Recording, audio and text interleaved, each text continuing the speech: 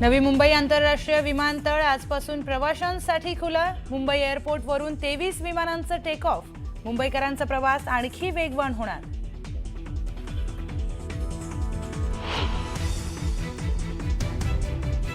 शिवसेना आणि महाराष्ट्र नवनिर्माण सेनेच्या ऐतिहासिक युतीची राज ठाकरेंकडून घोषणा। तब्बल 18 वर्षांनंतर ठाकरे बंधू एकत्र।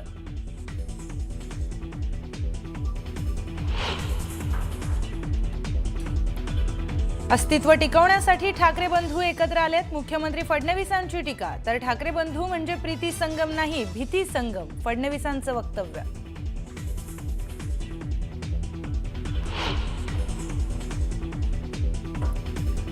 पुण्यात शरद पवारांच्या राष्ट्रवादीला मोठा धक्का। शहराध्यक्ष प्रशांत जगताप यांची पक्षाला सोड चिठ्ठी।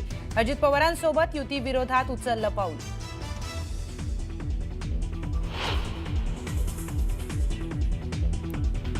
नवी मुंबईत एकनाथ शिंदेंच्या शिवसेनेचा भाजपच्या 4 जागांसह 57 जागांवर दावा। भाजपच्या नवी मुंबई जिल्हाध्यक्षांकडे पत्राद्वारे मागणी केल्याची सूत्रांची माहिती।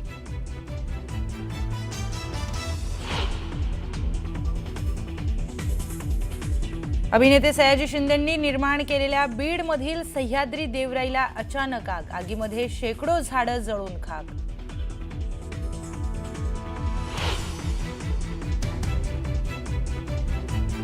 हर्षवर्धन पाटलांच्या साखर कारखान्यावर कारवाई। परवाना मिळण्याआधीच गाळप हंगाम सुरू केल्यानं साखर आयुक्तांकडून 11 कोटींचा दंड।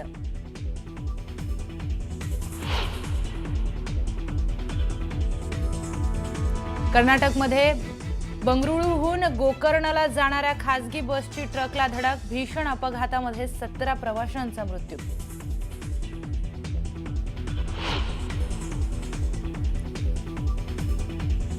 अरावली पर्वत रांग वाचवण्यासाठी केंद्राचा मोठा निर्णय। नवीन खाण परवान्यांवर बंदी। केंद्रानं सर्वच राज्य सरकारांना दिले निर्देश।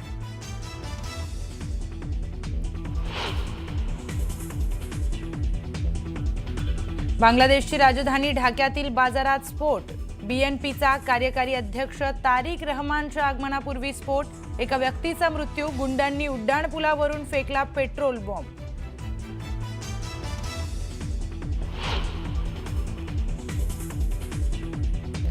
थायलंड कंबोडिया सीमेवरील विष्णूची मूर्ती बुलडोझरनं पाडली। थायलंडच्या कृतीवर भारतानं घेतला तीव्र आक्षेप।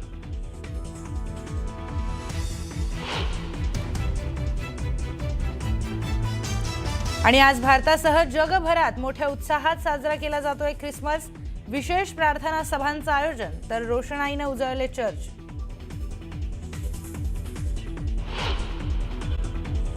नवी मुंबई विमानतळाबाबत अत्यंत महत्त्वाची बातमी आहे। बहुप्रतीक्षित नवी मुंबई आंतरराष्ट्रीय विमानतळ आजपासून अधिकृतपणे सुरू होतंय।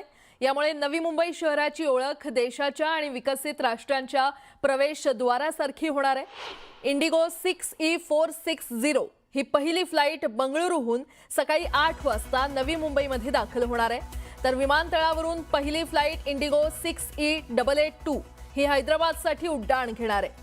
सुरुवातीला इंडिगो, एअर इंडिया एक्सप्रेस आणि अकासा एअर या विमान सेवांमार्फत देशातील 16 प्रमुख शहरांशी थेट हवाई संपर्क प्रस्थापित केला जाणार आहे। उद्घाटनाच्या पहिल्याच दिवशी सुमारे 4000 प्रवासी या विमानतळावरून प्रवास करतील असा अंदाज व्यक्त करण्यात आलाय। सध्या या विमानतळाची वार्षिक प्रवासी क्षमता 2 कोटी इतकी आहे।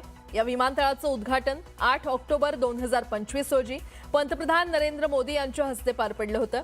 आणि प्रारंभीच्या टप्प्यात विमानतळ सकाळी 8 ते रात्री 8 या 12 तासांच्या कालावधीमध्ये कार्यरत राहणार असून दररोज 23 नियोजित उड्डाणं सुरू राहतील।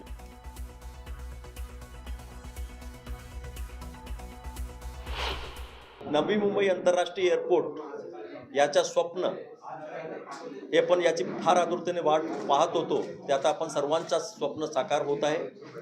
8 ऑक्टोबर 2025 रोजी माननीय पंतप्रधान मोदींनी या एअरपोर्टचं उद्घाटन केला आणि उद्याचा दिवस आहे या नवी मुंबई आंतरराष्ट्रीय एअरपोर्टमधून फ्लाइट सुरू होत आहे, कमर्शियल फ्लाइट। पहिलेच दिवशी 30 फ्लाइट एअर ट्रॅफिक मूवमेंट आहे आणि जवळजवळ 4000 पॅसेंजर यामध्ये सहभागी होतीलच। पहिली फ्लाइट जो उद्या येणार आहे ते बेंगलोरवरून 8 वाजता दरम्यान नवी मुंबई आंतरराष्ट्रीय विमानतळ सुरू होण्याच्या पूर्वसंध्येला विमानतळाच्या कार्यान्वयाच्या शुभारंभानिमित्त नेत्रदीपक ड्रोन शोचं आयोजन करण्यात आलं होतं. अत्यंत अचूक समन्वय साधत या ड्रोननं आकाशात 3D कमळाची फुलं, कमळ डिझाईन, इंटिरियर्स, विमानतळाचा लोगो, ग्रीन एअरपोर्ट, मुंबईच्या आकाशात उडणारे विमान आणि राईज ऑफ इंडिया अशा आकर्षक आकृती साकारल्या. तंत्रज्ञान आणि कलात्मकतेचा संगम असलेल्या या कार्यक्रमामुळे रात्रीचं आकाश जणू एक भव्य कॅनव्हास बनलं होतं. विमानतळाच्या भव्यतेचं, आधुनिकतेचं आणि देशाच्या पायाभूत विकासाचं प्रतीक म्हणून हा ड्रोन शो उपस्थितांच्या स्मरणात कायम राहणारा ठरलाय. या कार्यक्रमाला दिव्यांग व्यक्ती, युवा खेळाडू, NMIचे कर्मचारी उपस्थित होते.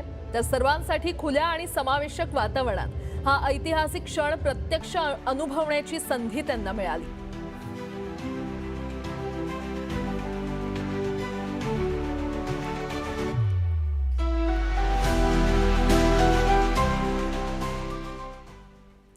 आता वळूयात राजकीय बातम्यांकडे. एकत्र आलोय एकत्र राहण्यासाठी. जवळपास 18 वर्षांनंतर राज ठाकरे आणि उद्धव ठाकरे हे ठाकरे बंधू राजकीयदृष्ट्या एकत्र आलेत.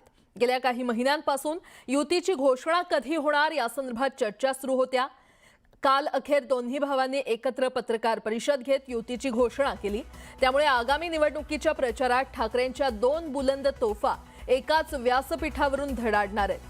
या निमित्तानं महाराष्ट्राच्या राजकारणात ठाकरेंच्या युतीमुळे नवं पर्व घडण्याची शक्यता आहे.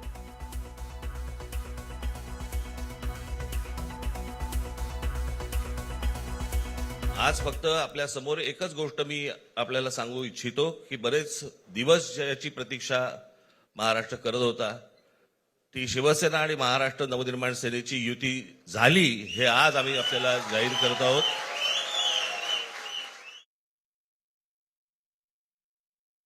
आज आम्ही आमचं कर्तव्य म्हणून एकत्र आलेलो आहोत आणि मी मागेच म्हटलं एकत्र आलो आहोत ते एकत्र राहण्यासाठी.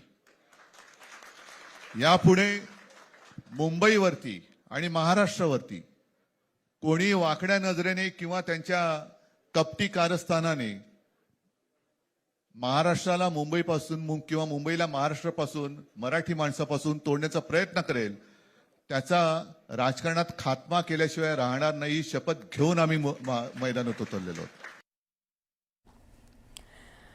ठाकरे बंधूंनी युतीची घोषणा केल्यामुळे मुंबई महापालिकेच्या निवडणुकीत चुरस आणखी वाढली आहे. 2 दशकांनंतर ठाकरे बंधू ज्या मराठीच्या मुद्द्यावरून एकत्र आले तोच मुंबई आणि मराठीचा अजेंडा घेऊन ठाकरे बंधूंनी भाजपच्या तुफानाचा सामना करण्याची तयारी केल्याचं बोललं जातंय.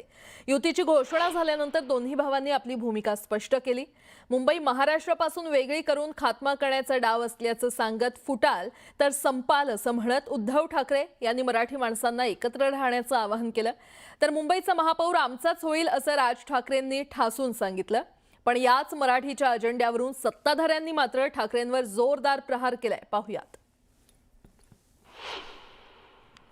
मुंबईचा महापौर मराठी सोडणार आणि तो आमचाच होणार. मुंबईचा महापौर मराठी सोडणार आणि तो आमचाच होणार.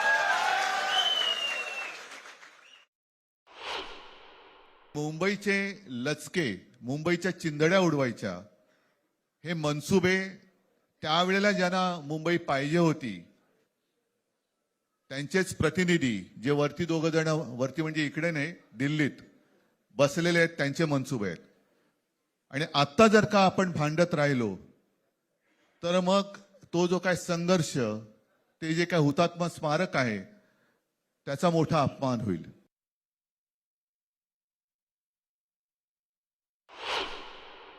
मला असं वाटतं काही तर स्क्रिप्ट बदलली पाहिजे. किती वर्ष एकच स्क्रिप्ट घेऊन हे लोक फिरणार आहे. काही तर नवीन आणा. आणि जसं मी सांगितलं, मी तर मागची असंच घोषणा केली होती, उद्धवजींनी विकासावर बोललं तर 1000 रुपये मी देईन. पण अजून माझे 1000 रुपये वाचले आहेत. अजून विकासाचं एकही गोष्ट ते बोलत नाही. आता ही निवडणूक विकासाची, मुंबईकराच्या हिताची निवडणूक आहे. त्याच्यावर ते एक शब्द बोलू शकत नाही. त्यांना 25 वर्षाचा हिशोब द्यावा लागेल. अशा युत्या मला वाटतं या सत्तेसाठी, स्वार्थासाठी आणि आपलं अस्तित्व टिकवण्यासाठी ज्यांचा काही म्हणतात ना कुणाचा जीव कुठं असतो पोपटामध्ये, तर काही लोकांचा ते मुंबईकडे सोन्याची अंडी देणारी कोंबडी म्हणून पाहतात. आता अंडी खात होते, आता कोंबडी कापायसाठी आले असतील. ठाकरेंची शिवसेना आणि मनसेची युती जाहीर होताच सत्ताधाऱ्यांनी या युतीवर बोचरी टीका केली आहे. पाहूयात. आता असं सहज माझ्यासमोर टी व्ही चालू होता म्हणून मी आपलं बघत होतो, तर काही माध्यमं तर असं दाखवत होते की जणू काही रशिया आणि युक्रेनचीच युती होते आहे. इकडनं झेलेन्स्की निघाले, तिकडनं पुतीन निघाले आणि आता ही युती झाली. मला असं वाटतं की कुठल्याही एखाद्या पक्षाला निवडणुकीतलं आपलं अस्तित्व टिकवण्याकरता जे काही करावं लागतं, त्या दृष्टीने दोन पक्ष जे अस्तित्वाकरता लढतात त्यांनी केलेली युती आहे. आकड्यांशी माझा काही संबंध नाही, त्यामुळे त्यांच्या मनात काय आकडे आहेत, ते कुठे आकडे लावतायत, मला त्याच्यात इंटरेस्टही नाही. एवढंच आहे की म्हणजे ज्या प्रकारे ही पत्रकार परिषद झाली त्याच्या पाठीशी जो हाईप तयार केला होता, ओदा पहाड और चूहा भी नहीं निकला. अशा युत्या मला वाटतं या सत्तेसाठी, स्वार्थासाठी आणि आपलं अस्तित्व टिकवण्यासाठी, ज्यांचा काही म्हणतात ना कुणाचा जीव कुठं असतो पोपटामध्ये, तर काही लोकांचा ते मुंबईकडे सोन्याची अंडी देणारी कोंबडी म्हणून पाहतात. आता अंडी खात होते, आता कोंबडी कापायसाठी आले असतील. मराठी तोडणार, मुंबईपासून वेगळी करणार, मग अमित शहा मोदी साहेब येऊन ते मुंबई उचलून करतो गुजरातला घेऊन जाणार, अशा स्टेटमेंट आता लोकांना आवडत नाहीत आता. आणि लोकांनी त्याचा प्रत्यय दिलाय तुम्हाला. ही युती कशासाठी झाली, तर एक मुर्गी आहे, बाटके खाएंगे मिल बाटके, एक टांग तू ले ले, एक टांग मैं लेता, या पद्धतीची ती युती आहे. त्यात काय नवीन आहे. आणि म्हणून आता त्यांच्यावर विश्वास हा लोकांचा राहिलेला नाही, हे तेवढं सत्य आहे.